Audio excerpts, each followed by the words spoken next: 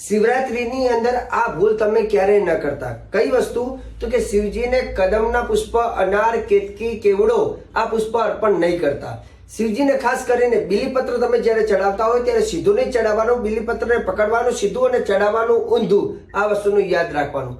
સાથે સાથે એવું કહેવાય છે કે શિવજીનો મસ્તકનો ભાગ જે છે એ ક્યારે ખાલી ના રાખવો જોઈએ. હંમેશા શિવજીના મસ્તકની પૂજા કર્યા બાદ પણ ઉપર કંઈક અક્ષત, પુષ્પ વગેરે ઉપર મૂકી રાખવું જોઈએ. શિવજીનો અભિષેક કરતા હોય ત્યારે ક્યારે આ ભૂલ ન કરતા. કઈ ભૂલ? તો કે શંખમાં પાણી ભરી અથવા દૂધ ભરીને શિવજીની ઉપર અભિષેક ન કરતા, નહીં તો મહાદોષ લાગતો હોય છે.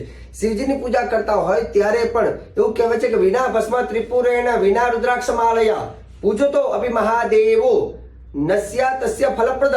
એવું કહેવાય છે કે જે વ્યક્તિ શિવજીની પૂજામાં રુદ્રાક્ષની માળા પહેર્યા વગર અથવા ભસ્મનું તિલક કર્યા વગર પૂજા કરે છે તેની પૂજા નિષ્ફલમ ભવે, તેની પૂજા નિષ્ફળ બને છે. તો શિવજીની પૂજા કરતા હોય તો ભસ્મ અને રુદ્રાક્ષ માળા પહેરીને જ શિવજીની પૂજા કરવી જોઈએ. જય ભગવાન.